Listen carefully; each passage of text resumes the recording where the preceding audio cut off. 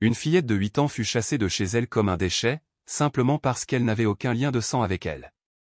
N'ayant nulle part où aller, elle se recroquevilla dans un parc désert, tremblante et effrayée, jusqu'à ce qu'un soldat s'arrête et fasse quelque chose qui allait changer sa vie à jamais. « Assieds-toi là-bas, près des grandes tables », ordonna Delilah en tirant une chaise en plastique cassée du coin cuisine.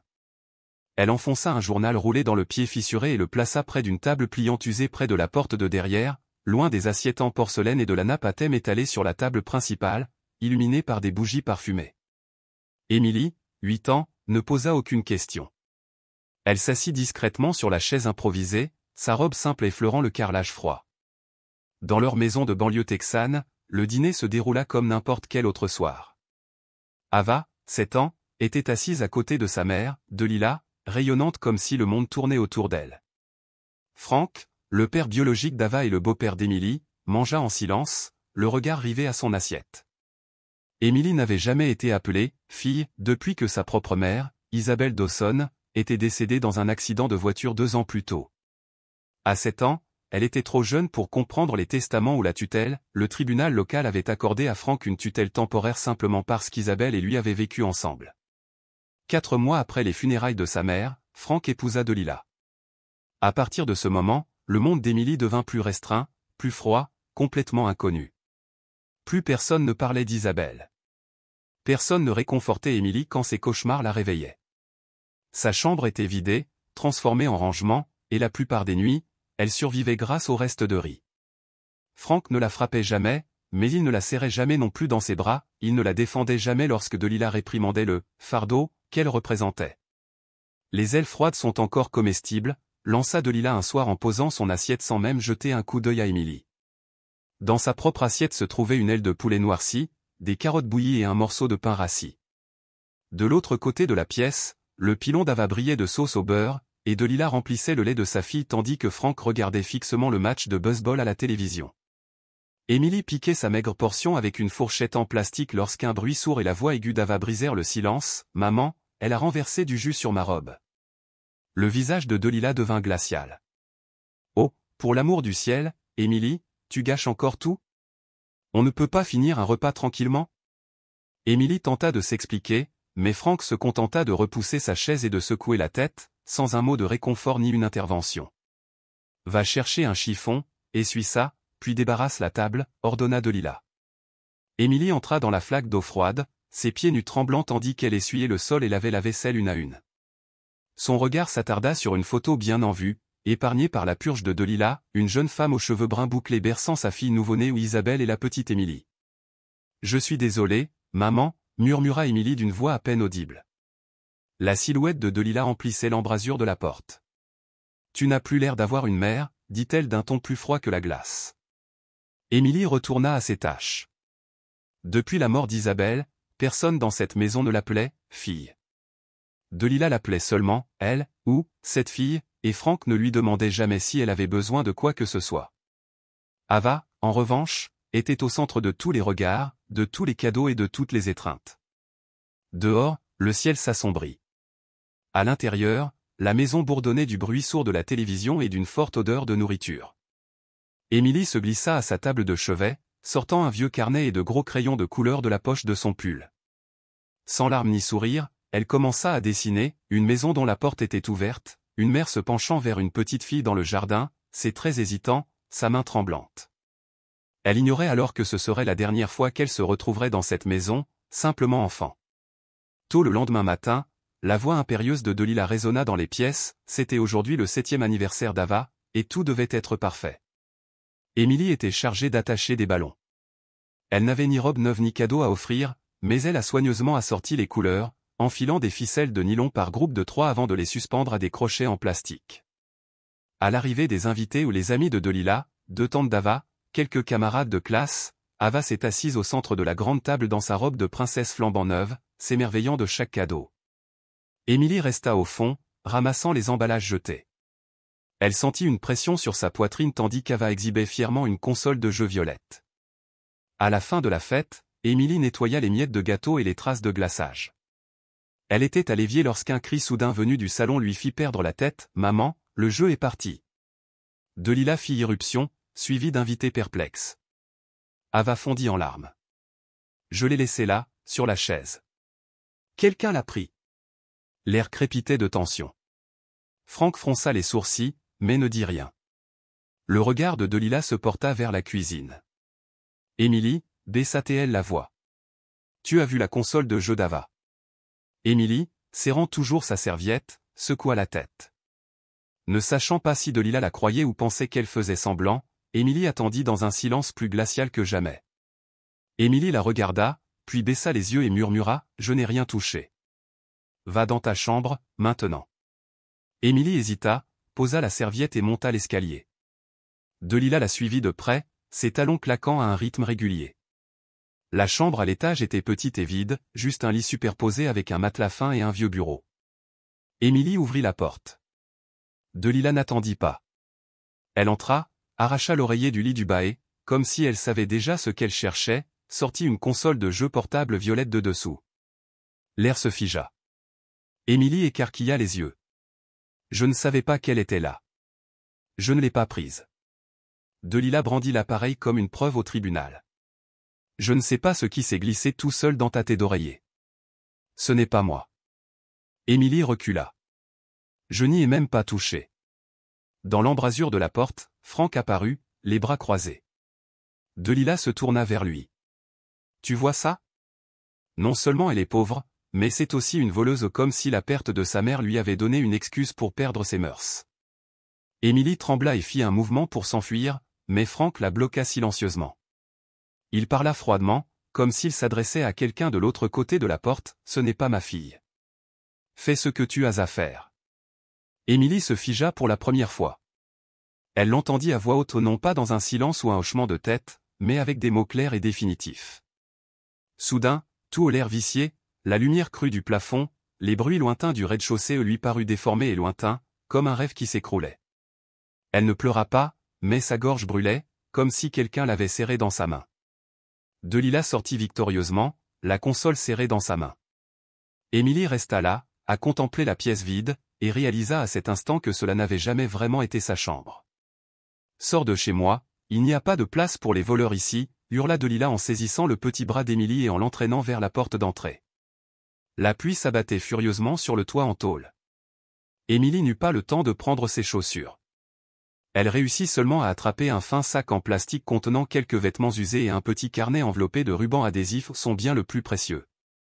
À l'intérieur se trouvait une photo de sa mère biologique, prise à l'hôpital des années auparavant, alors qu'elle était encore en vie. La porte s'ouvrit brusquement. Le vent et la pluie s'engouffrèrent dans le couloir. Delilah jeta le sac sur le pas de la porte, les yeux fixes. « Je t'ai prévenu une fois de plus, et tu vas le regretter.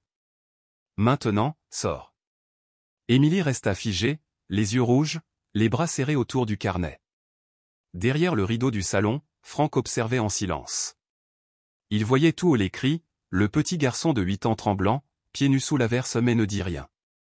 Il ajusta simplement le rideau et le laissa retomber, comme si de rien n'était. La porte claqua. Le silence engloutit la maison. Émilie se pencha pour ramasser son sac. Ses vêtements étaient déjà trempés. À l'intérieur, il n'y avait que quelques t-shirts usés, un pantalon de pyjama aux coutures défaites et un vieux mouchoir. Elle se détourna. L'eau de pluie scintillait sous les lampadaires jaunes ternes, le ronronnement lointain des voitures à peine audible à travers les volets des maisons. Il n'y avait personne d'autre qu'Émilie par cette nuit glaciale de février.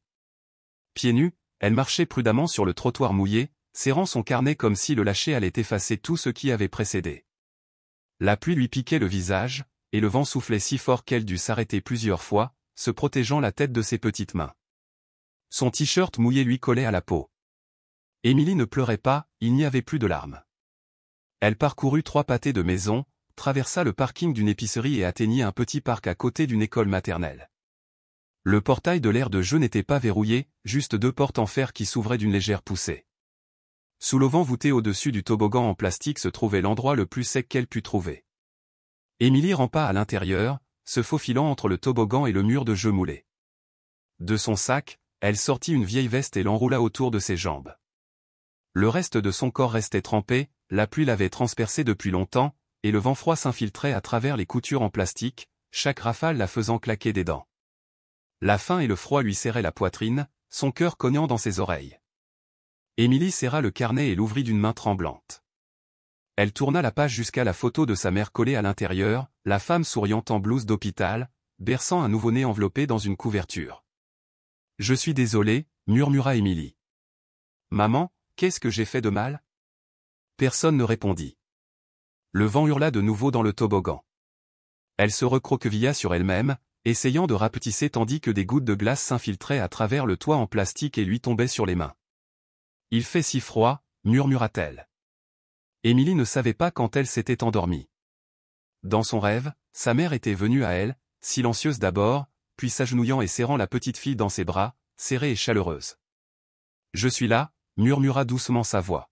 « Je ne te laisserai pas seule. » Émilie souriait dans son sommeil, s'accrochant à cette étreinte imaginaire comme si elle était réelle.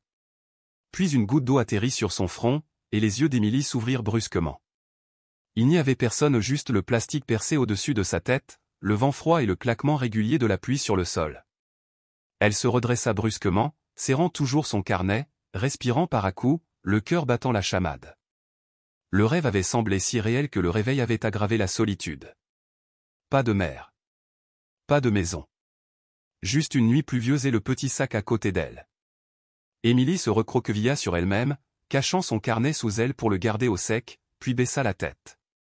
Cette fois, il n'y avait plus de rêve du tout, seulement le léger soupir d'une enfant de 8 ans perdue et abandonnée. Ethan Crowley commença son jogging matinal comme à son habitude. L'air était encore froid après la pluie de la nuit, et des flaques d'eau brillaient sur le trottoir. Le ciel était lourd de grisaille, pas encore prêt à s'ouvrir sous la lumière. L'homme d'une quarantaine d'années portait une veste militaire délavée et des chaussures de course usées aux des habitudes héritées de ses années militaires qui lui collaient à la peau comme une seconde peau, se lever tôt, respirer profondément, courir en rythme, chaque pas comme un battement de tambour rappelant de vieux souvenirs. Le petit parc au bout de la rue était encore calme, une légère brise caressant les branches nues au-dessus de sa tête. Alors qu'Ethan passait devant l'aire de jeu en trottinant, il aperçut quelque chose caché sous l'arche du toboggan, un enfant. Une fillette, recroquevillée dans un manteau délavé, la tête basse, serrant un sac plastique contre sa poitrine comme s'il s'agissait du plus grand trésor du monde. Une flaque s'était formée sous ses pieds, et le vent filait à travers les coutures déchirées de sa veste comme des doigts froids sur la peau. L'instinct et l'entraînement s'emparèrent de lui, il avait déjà vu des pièges, des mendiants mis en scène, des trafics élaborés. Quelque chose chez cette fille l'empêchait d'avancer. Ce n'était pas son regard où elle ne levait jamais les yeux mais son immobilité, ce même silence stupéfait qu'il avait observé chez les jeunes soldats après leur première vraie bataille, hantés par des visions qu'ils ne pouvaient ignorer. Il s'apprêtait à se détourner lorsqu'un homme trapu en uniforme de gardien de parc s'avança. Son badge indiquait « Joël » et l'irritation crispa ses traits. « Tu ne peux pas dormir ici, mon garçon. Ce n'est pas un refuge. » La fille tressaillit, serrant son sac comme un bouclier. « Je reste assise un moment, monsieur, » balbutia-t-elle. « Peu importe. » Circulez. D'un petit mouvement du poignet, Joël envoya son sac valser sur le béton. Il heurta la route avec un bruit sourd, roula une fois, 2 fois, puis se déchira, déversant son contenu. Un carnet usé glissa, la couverture effilochée, les pages jaunies, l'encre brouillée par la pluie. Ethan s'avança devant Joël. « Qu'est-ce que tu fais » demanda-t-il. « Qui es-tu » aboya le garde. « Juste un gars qui fait son jogging » répondit Ethan en s'accroupissant pour ramasser le carnet. Sur la couverture en papier, quelqu'un avait griffonné « Le journal secret d'Émilie ». « C'est à toi » demanda-t-il à la jeune fille. Elle garda la tête baissée et acquiesça. « Comment t'appelles-tu » insista doucement Ethan. « Émilie. »« Où sont tes parents » Elle n'était pas prête à répondre à cette question. Elle secoua simplement la tête et murmura « Il n'y a plus personne ». Ethan expira, puis sortit un petit thermos de son sac à dos. Il versa du chocolat chaud dans une tasse et la lui tendit. De la vapeur monta dans l'air froid. « Tiens. Bois ça. » Émilie le prit d'une main tremblante. La douce chaleur effleura ses lèvres, et elle resta immobile un instant. « Quand j'étais plus jeune, » dit doucement Ethan, « mon père m'a laissé à la frontière près de Mossoul. J'étais assis comme toi, sale, frigorifié, affamé et trop effrayé pour faire confiance à qui que ce soit. » Elle n'a rien dit. Il se leva, la voix ferme mais bienveillante. « Si tu veux rester ici, à te faire repousser à chaque fois, c'est ton choix. Mais si tu préfères une douche chaude, une serviette sèche et un vrai petit déjeuner, viens avec moi. Ethan se retourna et commença à marcher. Quelques pas hésitants plus tard, il entendit des pas légers derrière lui. Emily émergea de l'ombre, serrant son sac comme une bouée de sauvetage. Ethan sourit. Mon appartement est juste au coin de la rue. Au bout de la rue se dressait sa cabane, une maison basse de plain-pied, peinte en noir. Sur le porche était posé un vieux rocking chair, et près de la porte, un vieux chien, lové dans un panier en osier. Voici Rex, dit Ethan en désignant le chien d'un signe de tête. Il ne mord pas. Emily attendait sur le seuil. Ethan ouvrit la porte, alluma la lumière et la tint grande ouverte. Entrez. Si vous ne vous sentez pas en sécurité, vous pouvez partir quand vous voulez, mais au moins, le sol est sec ici.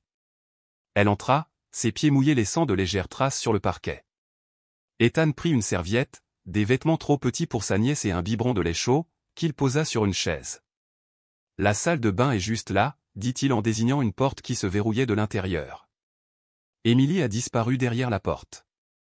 Ethan se versa 2 tasses de thé et s'installa près de la cheminée crépitante, ses épaules se serrant au souvenir d'une nuit à Kandahar, celle d'un enfant seul retrouvé sous les décombres après un raid. Un léger bruissement interrompit ses pensées. Emily émergea, les cheveux humides et vêtue d'un sweat à capuche trop grand. Elle évita son regard, mais serra dans ses mains la tasse de cacao qu'il avait laissée près de la cheminée. « Tu l'as fini ?» demanda-t-il. Elle hocha la tête, d'une voix à peine murmurée, « J'ai faim. » Ethan se leva et revint quelques instants plus tard avec des tartines au beurre de cacahuète. Elle mangea lentement, comme si elle craignait que la nourriture ne disparaisse entre 2 bouchées. Cette nuit-là, Ethan posa un matelas d'appoint sur le sol du salon. « Tu peux dormir ici » dit-il en plaçant une veilleuse sur la table de chevet. « Rex restera juste à côté de toi. » Elle hocha la tête. Tandis qu'il se détournait, elle murmura « Merci, tonton. » Seul dans son fauteuil, Ethan fixait une vieille photo de sa sœur Isabelle, la petite fille disparue après une terrible dispute. La rumeur disait qu'elle s'était enfuie avec un garçon, mais il n'y avait jamais cru. Il lisait dans ses yeux hantés la même résignation silencieuse qu'aucun enfant ne devrait jamais afficher. À l'aube, une décision s'imposa dans son cœur. Il ouvrit la porte du garage, laissant une faible lumière éclairer des cartons poussiéreux. Il fouilla parmi ses vieux objets et des journaux, une casquette défraîchie, quelques jouets usés de ses missions en Irak jusqu'à ce qu'il trouve une petite boîte en bois gravée d'un lettrage usé par le temps. « Qu'est-ce que c'est » demanda Emily depuis la porte. Ethan se retourna, tenant la boîte dans ses mains. Elle appartenait à ma sœur Isabelle. Il tourna la manivelle latérale, et une douce mélodie mélancolique emplit la pièce. Puis, avec un clic, le couvercle s'ouvrit et une photographie en sortit. Ils s'agenouillèrent sur le sol en béton, fixant une jeune femme tenant un nouveau-né dans ses bras, son regard aussi tendre que la lumière du matin, son visage étrangement semblable à celui d'Emily. « Sais-tu qui c'est » murmura Ethan. La voix d'Emily tremblait lorsqu'elle répondit « C'est ma mère. Isabelle Grant. Elle est décédée quand j'avais 6 ans. » Ethan retint son souffle. Il s'affala sur la marche du garage et ouvrit un petit tiroir du carton. À l'intérieur se trouvait une lettre pliée, à l'encre décolorée par le temps, adressée à Ethan, de la part de ta sœur. Il le déplia, les yeux embués par son écriture. Ethan, si tu lis ceci, je ne suis probablement plus là. Je sais que j'ai eu tort de te cacher Emily. Je voulais juste te protéger de plus de souffrance, mais j'aurais dû te le dire plus tôt. Emily est ma fille, ta nièce. Si un jour vous vous rencontrez, ne m'en veux pas, aime-la comme tu m'as aimé. La lettre lui glissa des mains. Ethan ne pouvait plus parler, le monde entier semblait plongé dans le silence. Il se tourna vers Emily et la regarda un long moment, tremblant. « Tu te souviens où vivait ta mère avant ta naissance » demanda-t-il doucement. Elle secoua la tête. « Je ne me souviens pas de grand-chose. Une seule fois, elle a dit qu'il y avait un grand chêne devant la maison d'oncle Ethan. » Ethan se pencha le visage dans les mains. Il se souvint de cet arbre, abattu par la tempête de 2013, l'année même de la disparition d'Isabelle. Il releva la tête, les yeux rouges. Non pas de douleur, ni seulement de la fatigue qui lui montait aux épaules le long de la colonne vertébrale, mais de quelque chose de plus lent, de plus profond, des remords et des regrets enfouis depuis des années sous un masque de silence. Il déglutit difficilement, le souffle coupé, la gorge brûlante comme si des mots tardaient à venir. Émilie, murmura-t-il d'une voix brisée. Je suis ton oncle. Ses yeux s'écarquillèrent, brouillés par le choc. Un léger vent souffla par la fenêtre ouverte, agitant le rideau comme s'il se penchait pour entendre sa confession. Ethan prit une profonde inspiration et hocha la tête d'un air triste. Je suis le frère cadet de ta mère, l'homme qu'elle n'a pas pu pardonner après une dispute stupide, un appel téléphonique auquel je n'ai pas répondu, une lettre que je n'ai jamais ouverte. Le temps que je réalise que je voulais revenir, il était trop tard. Il laissa échapper un rire triste, de ceux qui résonnent dans le cœur longtemps après s'être éteints. Je pensais que je ne méritais plus d'être considéré comme un membre de la famille, a-t-il admis d'une voix à peine plus forte qu'un murmure, que je n'avais ni le courage de tendre la main ni le droit de revendiquer quoi que ce soit. Alors j'ai essayé d'oublier, mais je n'ai jamais cessé d'observer de loin. Émilie ne dit toujours rien, mais elle s'approcha. Dans sa petite main, elle tenait une photo qui avait glissé de son carnet, une image décolorée de sa mère, souriant joyeusement à côté d'un jeune homme en uniforme militaire impeccable. Sans un mot, elle la déposa dans la paume d'Ethan. Ses doigts effleurèrent les siens, rugueux et calleux. « Je pense qu'elle voudrait qu'on soit ensemble, » murmura Émilie, la voix tremblante. « Maman ne voudrait plus qu'on soit séparés. » Ethan fixait la photo comme s'il voyait défiler devant lui une vie entière, des rires résonnants de Noël à moitié terminés, des années passées à grandir dans des coins différents du monde, et une sœur qui avait tout sacrifié par amour. Après un long moment, il dit, d'une voix rauque comme le vent dans les arbres, « Je le crois. » Il resserra sa prise sur la photo, s'accrochant au fil fragile qui reliait désormais son cœur à cette petite fille. Le feu crépitait doucement dans l'âtre, sa lueur rougeâtre dansant sur le plafond bas en bois. Dehors, le vent hurlait à travers les fentes des fenêtres, murmurant des choses non résolues. Ethan était assis dans son fauteuil, la lettre manuscrite toujours ouverte à côté de lui, et regardait Émilie recroquevillée sur le canapé sous une fine couverture. Ses pieds dépassaient, et une paume était légèrement ouverte, comme si elle tenait encore un dernier morceau de son monde. Il revit ce regard le même qui, 11 ans plus tôt, avait poussé Isabelle à la porte, celui de ne pas être acceptée.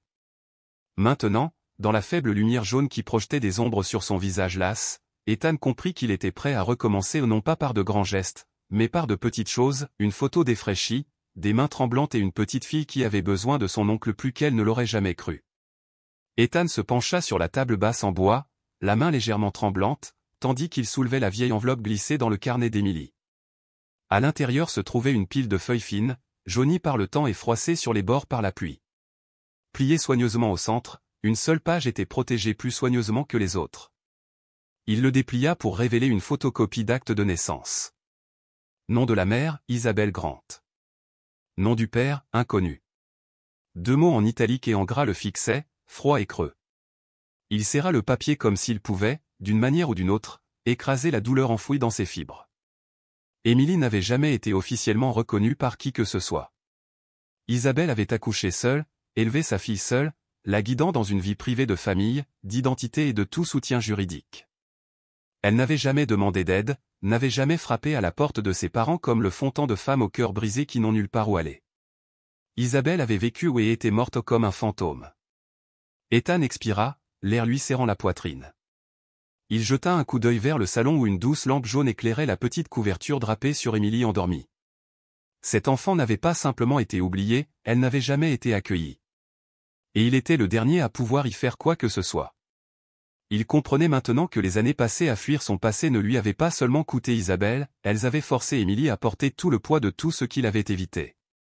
De la négligence d'un système défaillant à l'indifférence de ses soi-disant parents, en passant par la solitude qui pousse un enfant à s'endormir sous un toboggan sous la pluie froide, il avait enfin atteint ses limites. Serrant plus fort l'enveloppe, il resta immobile tandis que le vieux chien, Rex, s'agitait dans son panier en osier, sentant le changement dans l'air. Ethan se leva et se dirigea vers la fenêtre. Le ciel s'éclaircissait, un mince filet de soleil doré perçait les épais nuages matinaux. Peut-être que désormais, pensa-t-il, plus personne dans sa famille n'aurait à vivre sans être vu. Émilie frissonna dans son sommeil, et Ethan se pencha pour remonter la couverture sur elle. Sa main se figea en frôlant un bleu près de son coude estompé, mais toujours visible. Soulevant délicatement sa manche, il vit une profonde marque bleuâtre à l'intérieur de son bras. Ce n'était pas une chute, c'était l'empreinte d'une forte poigne. Il pinça les lèvres, prit une profonde inspiration et se dirigea tranquillement vers la cuisine. Ouvrant le robinet d'eau froide, il laissa le froid le calmer, même si la colère montait en lui comme une marée qu'il ne pouvait contenir. Il avait déjà vu des bleus comme celui-ci sur des enfants réfugiés, sur des civils pris entre deux feux et maintenant, à sa plus grande tristesse, sur sa propre nièce. De retour au salon, il s'assit à nouveau, regardant Émilie s'agiter doucement dans son sommeil. Ses petites jambes tremblaient à chaque respiration irrégulière, sa petite main serrée en un point comme si elle se préparait encore à quelque chose. Il garda le silence, non par culpabilité, mais par détermination. Finalement, il murmura d'une voix rauque, « Personne n'abandonnera encore l'enfant de ta sœur. » Debout, il tamisa les lumières et tira les rideaux avant de retourner s'asseoir. La photo d'Isabelle reposait toujours dans sa main, il la fixait comme s'il attendait un hochement de tête au loin. Il savait que demain matin, il emmènerait Émilie faire un bilan de santé complet. Après cela, il verrait l'avocat. Il ne pouvait pas s'arrêter à la gentillesse, il allait se battre pour la garde, légale et permanente. Émilie n'avait plus personne, maintenant, elle l'avait. La nuit était tombée et, dehors, une douce pluie crépitait à la fenêtre. Ethan s'installa sur la chaise en plastique, une tasse de chocolat chaud fumant sur la table à côté de lui. Émilie était assise recroquevillée sur le canapé, les genoux contre la poitrine, les yeux rivés sur la flamme vacillante de la cheminée. Elle n'avait pas prononcé un mot depuis le dîner jusqu'à ce qu'Ethan s'assoie à côté d'elle et lui pose doucement la main sur l'épaule. Puis, si doucement que même la pluie aurait pu l'étouffer, elle demanda, « Oncle Ethan, si je te le dis, me croiras-tu » Il hocha la tête sans un mot. « Je n'ai pas pris ce jouet, » parvint-elle à dire. « Je jure qu'Ava l'a caché et a fait semblant de crier. Madame de Lilas, elle m'a toujours détesté. Je mange seul, je dors seul, je m'assois sur une chaise cassée. Ils ne me frappent jamais, mais ils me font peur tous les jours. » Ethan l'écoutait raconter une nuit où elle avait de la fièvre et où personne ne l'avait emmenée chez le médecin. Elle avait donc passé la nuit dans la buanderie. « On m'appelle le fardeau, » murmura-t-elle. Franck ne me regarde jamais. Il fume et regarde la télé. Quand Ava fait une bêtise, on m'engueule. J'ai essayé d'être sage, mais ce n'est jamais assez. Sa voix se brisa. Je ne sais pas pourquoi ma mère est morte, mais je suis sûr qu'elle ne me traiterait jamais comme ça. Après un long silence, Ethan se leva et sortit de sa poche la lettre d'Isabelle et l'acte de naissance d'Émilie. Assis en face d'elle, il dit, « Demain, je t'emmène au centre de protection de l'enfance. Je ne laisserai plus personne te faire de mal. » Le regard d'Émilie oscillait entre espoir et peur lorsqu'il ajouta, « Tu devras peut-être parler à des adultes, mais je serai là tout de suite. S'il te pose des questions, dis simplement la vérité, je m'occupe du reste. » Le lendemain matin, l'aube était claire et lumineuse. Ethan enfila son manteau et porta un dossier, Émilie le suivit, sa petite main serrant le bas de sa veste. Au centre de service à l'enfance et à la famille, ils furent conduits dans une petite salle de réunion. Assise en face d'eux se trouvait Madame Regina Hawthorne, une femme austère dont les cheveux argentés étaient relevés en un chignon serré. « Monsieur Crowley, êtes-vous ici pour déposer une demande de tutelle temporaire pour Mademoiselle Émilie Holden ?» demanda-t-elle. « Oui, » répondit doucement Ethan. « Je suis son oncle maternel, le frère cadet d'Isabelle Crowley. » Regina feuilleta le dossier. « Nous n'avons jamais reçu de signalement de maltraitance ou de négligence de la part des Holden. Les archives montrent qu'Émilie résidait chez son beau-père légal, car cela était caché. Mais la vérité n'apparaît pas toujours sur papier. » Elle posa son stylo. « J'aurai besoin d'une vérification. Nous contacterons Frank Holden et sa femme. » Une heure plus tard, le claquement sec de talons hauts annonça l'arrivée de Lilas. Sa robe était impeccablement repassée, son maquillage impeccable. Elle entra dans la pièce avec un mélange de surprise et d'inquiétude feinte, Frank à ses côtés, silencieux comme une ombre. « Oh mon Dieu, Émilie est là !» s'exclama Lilas en s'essuyant les yeux. « Je me faisais un sang d'encre, elle s'est enfuie au milieu d'une nuit d'orage. Nous l'avons élevée comme notre propre fille depuis qu'elle est bébé, mais elle a toujours été rebelle. L'autre jour, elle a volé le jouet flambant neuf d'Ava. » Frank ne dit rien, se contentant d'acquiescer à chaque mot. Sa femme a dit. Regina se tourna vers Émilie. « Tu as quelque chose à dire, ma chérie ?» Émilie ne répondit pas. Elle garda la tête baissée, serrant si fort les sangles de son sac à dos usé que ses jointures en devinrent blanches. Pas un mot. Regina soupira. A-t-elle déjà fugué? Ethan prit la parole d'une voix ferme. Pas d'antécédent de fugue, mais plein de signes avant-coureurs et une nuit passée à dormir dans le parc. Si je ne l'avais pas croisé par hasard, on ne serait peut-être pas là à discuter de tutelle. On serait peut-être en train d'identifier un corps. Il fouilla dans son manteau et en sortit un acte de naissance. Mère biologique, Isabelle Crowley, ma sœur. Voici sa photo et une lettre qu'elle a écrite confirmant qu'Émilie est bien sa fille. Les yeux de Regina se plissèrent en parcourant le document. Pas de père légal, pas d'adoption officielle, et maintenant tu es le seul parent par le sang qui reste. Delilah frappa la table du poing et se leva en hurlant. C'est un piège. Tu ne vois pas qu'on peut falsifier des papiers comme ça? Un enfant errant, quelques lettres griffonnées, un bout de papier déchiré, il n'en faut pas plus pour voler un enfant. La salle d'audience se tut. Seul le léger vrombissement du ventilateur de plafond emplissait le silence. La juge Regina leva les yeux, calme mais froide comme la pierre. Madame Holden, si vous accusez Monsieur Ethan Crowley d'avoir utilisé un faux, avez-vous des preuves juridiques réfutant le lien de sang entre Monsieur Ethan Crowley et Émilie? Delilah ouvrit la bouche, mais aucun son ne sortit. Frank, pâle comme un fantôme, se déplaça derrière sa femme, attendant qu'elle parle, mais elle se contenta de fixer le rapport ADN posé devant elle, les lèvres si serrées qu'elles en devinrent blanches. Le juge tourna la page. Les tests ADN confirment une probabilité de 99,98% d'un lien de sang direct entre l'oncle Ethan Crowley et sa nièce, Émilie Holden. Les résultats ont été réalisés par un laboratoire indépendant et agréé par l'État. Delilah se laissa retomber sur sa chaise, le souffle court. Regina marqua une pause, balayant la salle d'audience du regard. Maintenant, j'aimerais entendre la personne qui compte le plus ici.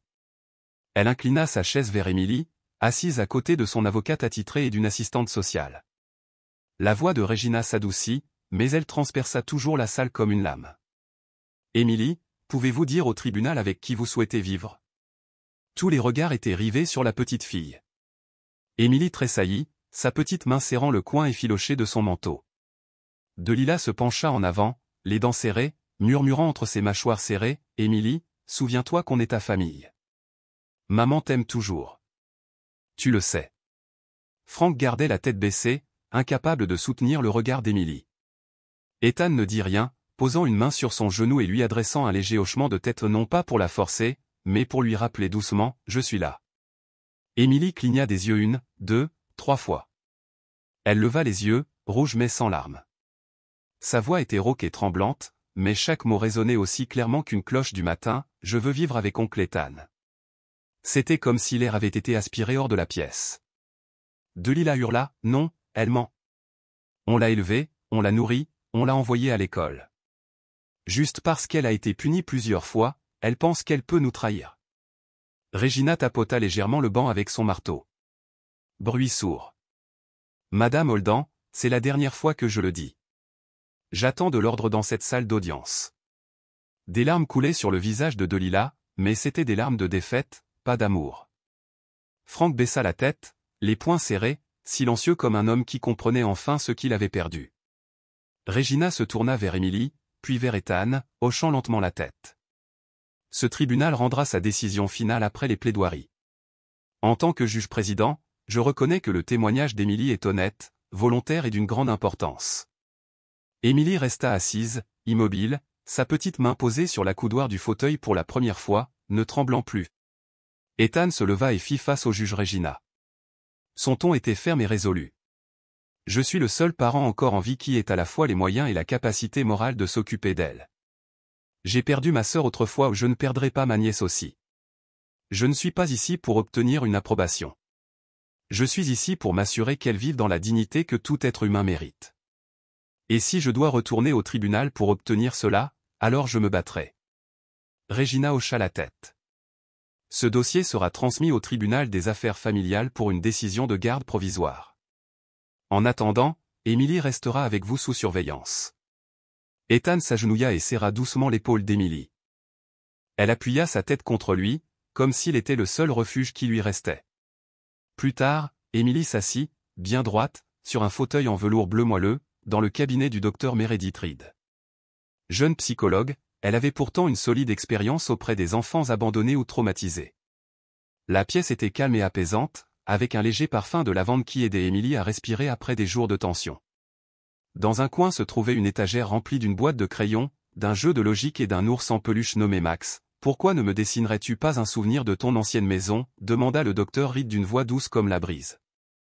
Émilie ne répondit pas.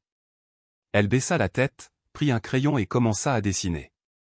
Le papier blanc se remplit peu à peu de l'image d'une petite maison ordinaire, dont la porte d'entrée était verrouillée par 3 lourdes serrures. Sur les marches du porche était assise une petite fille, penchée en avant, serrant dans ses bras un ours en peluche déchiré. Au-dessus d'elle, des nuages sombres se profilaient, des lignes de pluie griffonnées tombant tout autour. Le docteur Reed se pencha en avant. « Comment s'appelle la fille » Émilie murmura le nom, son crayon s'arrêtant à mi-trait. Le docteur Reed prit un dossier. « Pouvez-vous me raconter quelques tristes choses qui vous sont arrivées » Émilie baissa les yeux sur ses mains.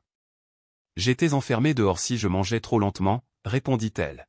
« Une fois, il faisait froid, et je ne portais qu'un t-shirt, mais ils m'ont quand même laissé dehors jusqu'à la nuit. » Le docteur Reed a pris des notes en silence, puis a demandé « Qui vous a enfermé dehors ?»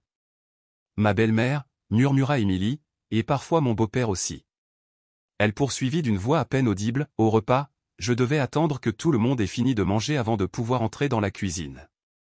Je n'avais pas le droit d'utiliser la machine à laver, alors je lavais mon linge à la main dans le jardin. Je ne pouvais pas aller aux anniversaires de mes amis, car ils disaient que je ne valais pas la peine d'être vu. » Le docteur Reed hocha la tête avec compassion. « Et vos voisins? Qu'ont-ils vu » Émilie hésita, mais la porte s'ouvrit et Madame Clara, 67 ans, arriva, invitée à partager un enregistrement audio pour l'enquête. « J'ai vu cet enfant abandonné dehors en plein midi plus d'une fois, » grésilla la voix de Madame Clara dans le haut-parleur. « Une fois, j'ai essayé de lui donner une bouteille d'eau, mais elle avait tellement peur qu'elle n'a pas voulu. » Elle a secoué la tête et a couru vers la niche pour se mettre à l'abri du soleil. Puis vint le témoignage de Mademoiselle Pruitt, l'institutrice d'Émilie en CE1. Émilie venait souvent en classe avec des vêtements sales, sentant la graisse de cuisson. Un jour, elle a posé sa tête sur son bureau, tellement elle avait faim. J'ai envoyé une lettre à la maison, mais je n'ai jamais reçu de réponse.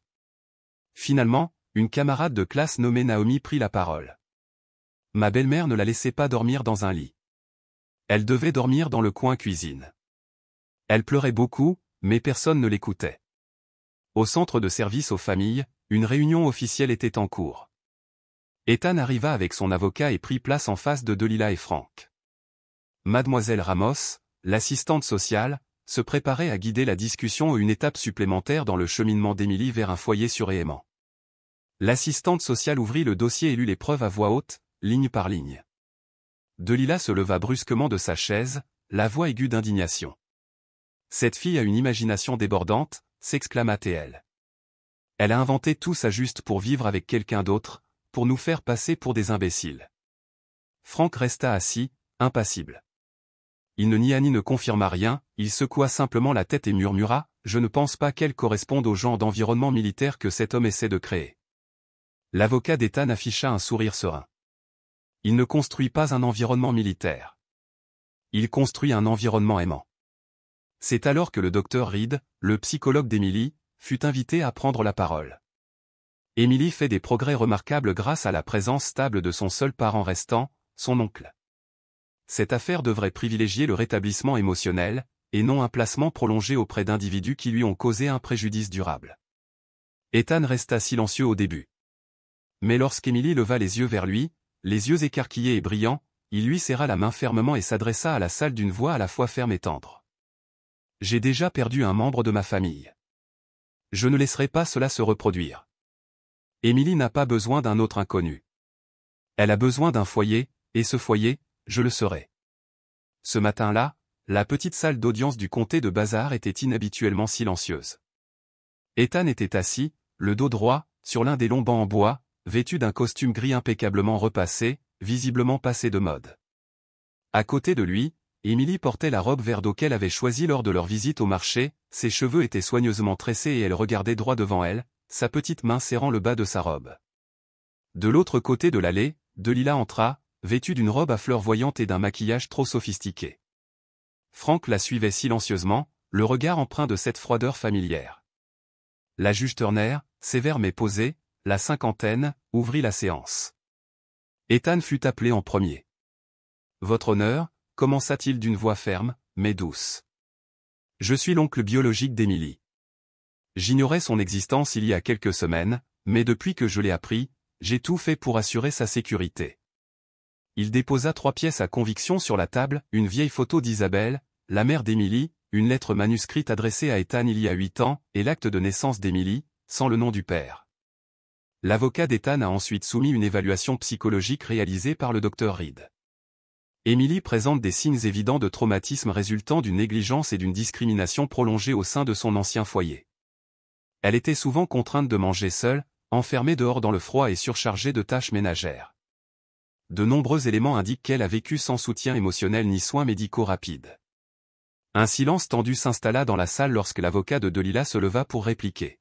« Votre honneur, mes clients Madame Delila et Monsieur Franck sont les tuteurs légaux d'Émilie et l'élève depuis le décès de sa mère. Madame Delila affirme qu'Émilie fuguait fréquemment, désobéissait et volait même. » Delila serra un mouchoir et fondit en larmes. « J'aime cette fille comme ma propre fille, sanglota-t-elle, mais elle a toujours été rebelle, ingrate, et elle a même volé des choses à Ava. » Les poings d'Ethan se serrèrent à ses côtés. Il se leva et croisa le regard de Delila. Cette petite fille a été coincée, on lui a refusé une place à table, on l'a grondée pour des broutilles, et finalement jetée sous la pluie en pleine nuit et tu appelles ça l'élever. Franck ricana. Ce n'est pas mon enfant. Je ne suis pas responsable d'elle. À ce moment-là, l'avocat d'Ethan appela 2 nouveaux témoins, l'institutrice d'Émilie en CE2 et le propriétaire de la laverie automatique du quartier. L'institutrice témoigna, elle venait souvent à l'école avec des vêtements sales, sentant parfois la fumée. Quand je lui ai posé la question, elle m'a répondu qu'elle devait laver son linge à la main car elle n'avait pas le droit d'utiliser la machine. C'était une bonne élève, mais avec le temps, elle est devenue silencieuse, renfermée et facilement effrayée. Le propriétaire de la laverie ajouta, je l'ai vue plusieurs fois emprunter de l'adoucissant. Une fois, j'ai remarqué des bleus sur son bras. Quand je lui ai posé la question, elle a baissé les yeux et est restée silencieuse. Le tournant fut le témoignage d'Ava, la fille de Delila, âgée de 7 ans. Jetant un regard nerveux à sa mère, Ava murmura au micro, « Maman m'a dit de verser de l'eau sur la robe d'Émilie, puis de faire semblant de pleurer. » Un silence stupéfait s'abattit sur la salle d'audience. Delila se leva d'un bond. Elle ne sait pas ce qu'elle dit, ce n'est qu'une enfant. La juge Turner leva la main pour rappeler à l'ordre, nota une note dans son registre, puis regarda Émilie, restée silencieuse tout le temps, les yeux écarquillés comme si elle craignait la suite. Ethan se tourna vers sa nièce et lui serra doucement la main. « Même si le tribunal ne m'accorde pas la garde, dit-il d'une voix tremblante, je continuerai à me battre jusqu'à ce qu'elle ait un endroit sûr et digne où vivre. » Après près d'une minute de silence, la juge frappa son marteau. Une décision provisoire sera rendue lors de la prochaine audience. Cependant, en raison du risque psychologique évident posé par le foyer actuel, Émilie restera sous la protection et la surveillance de Monsieur Ethan Crowley. Delila et Franck pâlirent. Émilie s'accrocha à Ethan en sortant de la salle d'audience et, pour la première fois, elle pleura non pas de douleur ou de peur, mais de soulagement profond. Le SUV d'Ethan s'engagea dans l'étroite ruelle tapissée de feuilles d'érable tardives au ton cramoisi, orange et or. Sur le siège passager, Émilie serrait son vieil ours en peluche, mais cette fois, elle n'était pas recroquevillée dans un coin. Elle regardait par la fenêtre avec le regard fixe d'une enfant qui en a trop vu, mais qui recommence à croire en quelque chose de bien. Devant elle se dressait une maison en bois blanc, avec ses bardeaux de toit rouge foncé et ses fenêtres rondes encadrées par une balançoire silencieuse suspendue sous un érable. « C'est chez moi, » murmura Ethan. Émilie se contenta de resserrer sa prise sur son ours et de fixer la balançoire. « Quelle chambre désirez-vous » demanda-t-il en ouvrant sa porte. « Celle avec la fenêtre donnant sur l'érable » répondit-elle, la voix ferme pour la première fois. Ethan la conduisit à l'étage. La pièce, autrefois son coin lecture, avait été repeinte d'un bleu doux. Un petit lit au drap à carreaux était posé près de la fenêtre, et sur une étagère en bois reposaient quelques livres d'enfants usés et une petite lampe en forme d'étoile. Ethan posa doucement une main sur l'épaule d'Émilie. « Tu peux changer tout ce que tu veux dans cette pièce. C'est ton espace, maintenant. » Émilie s'assit sur le lit, ouvrit son sac à dos et posa son ours en peluche sur l'oreiller. Elle lui caressa la tête comme pour l'apaiser. « Je m'en occuperai comme maman a pris soin de moi, » murmura-t-elle. Les jours qui suivirent ne furent pas toujours faciles. Émilie sursautait encore au bruit et hésitait avant de manger. Certaines nuits, elle pleurait si Ethan entrait sans frapper. Mais il ne la bousculait jamais, il avait appris à marcher doucement, à parler doucement et à toujours demander la permission avant de s'asseoir près d'elle. D'autres soirs, il restait simplement assis à côté d'elle en silence, attendant qu'elle s'endorme. Petit à petit, la confiance se rétablissait, non pas grâce à de grandes promesses, mais grâce à sa présence calme et inébranlable. Un soir, après avoir terminé un conte de fées, Ethan ferma le livre et regarda Émilie dans les yeux. « Pourquoi ne m'as-tu pas quitté comme eux » demanda-t-elle doucement. Il soutint son regard pendant un long moment, puis répondit « Parce que vous êtes ma famille, et la famille ne s'en va jamais, quoi qu'il arrive. » Émilie hocha la tête, un sourire doux et sincère se dessinant sur ses lèvres, le premier sans peur ni hésitation. Une semaine plus tard, le tribunal a tenu l'audience finale sur la garde. Ethan et Émilie entrèrent ensemble dans la salle d'audience, mains jointes. La salle était silencieuse, comme si elle retenait son souffle. Delilah et Frank avaient quitté leurs places habituelles, remplacées par l'enseignante d'Émilie, qui se leva pour lire une lettre touchante. Elle parlait d'une fille qui apprenait avec une rapidité surprenante, se montrait bienveillante envers chacun de ses camarades et dont le rire commençait à revenir. Sa voix exprimait une curiosité vive et une douce joie. Le docteur Reed, psychologue pour enfants, a ensuite présenté un rapport de 12 pages. Émilie connaît un rétablissement psychologique extraordinaire, a-t-il annoncé, l'attribuant en grande partie à un environnement stable et à la présence d'un amour inconditionnel.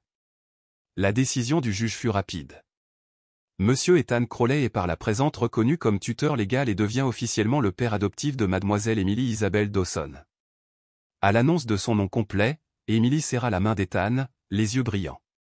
Dehors, dans le couloir du tribunal, Ethan prit Émilie dans ses bras et la serra contre lui.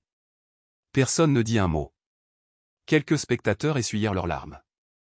Même mademoiselle Reed, l'assistante sociale qui avait autrefois douté de lui, s'avança, lui tapota l'épaule et murmura « J'avais tort. Félicitations à vous deux. » Ce matin-là, Émilie portait la robe rouge à carreaux qu'Ethan avait choisie dans la petite boutique près de chez eux. Il lui avait tressé les cheveux lui-même, attaché son petit sac à dos et l'avait conduite à l'école. Juste avant de franchir le portail, elle se retourna, se précipita en arrière et le serra dans ses bras. « Je ferai de mon mieux en classe, » murmura-t-elle. Ethan sourit, ébouriffa ses boucles et répondit « Je n'en doute pas. Tu es mon petit miracle. » Ce soir-là, ils étaient assis ensemble sur le banc du jardin, sous un ciel étoilé. Émilie pencha la tête et désigna une unique lueur au-dessus de sa tête. « Ma mère disait que même si le ciel s'assombrit, on peut toujours voir une étoile, dit-elle doucement. Mais maintenant, j'en ai deux. » Ethan lui prit la main, les yeux embués mais sereins. « Et désormais, promit-il, je serai l'étoile la plus brillante de ton ciel, pour que tu ne te perdes plus jamais. » 3 mois plus tard, son nouvel acte de naissance arrivait. Imprimé en lettres majestueuses et solennelles, son nouveau nom, Émilie Crowley. 1 an plus tard, par un doux après-midi de printemps, elle faisait la course à vélo dans la cour de l'école. Ses cheveux dansaient au vent et son rire résonnait comme une mélodie de joie. Pendant ce temps, Ethan lançait un nouveau projet, un refuge pour enfants abandonnés, la maison Isabelle. Au-dessus du portail, le panneau qu'il avait accroché avec Émilie proclamait « Ici, tout le monde mérite d'être aimé, et personne n'est obligé de dormir dans le parc. » Ce soir-là, depuis sa fenêtre donnant sur le vieil érable, Émilie murmura « Maman, j'ai enfin un vrai chez moi. » Peut-être nous sommes-nous tous sentis comme Émilie à un moment donné, perdus, incompris ou abandonnés dans un monde parfois trop froid. Mais parfois, il suffit d'une personne qui refuse de détourner le regard pour que tout commence à changer. L'histoire d'aujourd'hui ne parle pas seulement de famille. Elle nous rappelle avec douceur que la gentillesse n'a pas besoin d'être grandiose, elle doit simplement être constante et authentique. Car parfois, une simple étreinte peut devenir le foyer que l'on recherche depuis toujours. Si vous traversez une période difficile, j'espère que cette histoire vous a réconforté. Vous souvenez-vous de l'étoile qui a marqué votre vie? Ou peut-être êtes-vous le guide de quelqu'un d'autre en ce moment? J'aimerais beaucoup connaître votre histoire, n'hésitez pas à la partager ci-dessous. Et si vous n'avez pas bu d'eau aujourd'hui ou pris une vraie pause, soyez indulgent envers vous-même. Ici, vous n'êtes pas un simple spectateur, vous faites partie d'une communauté qui me tient vraiment à cœur.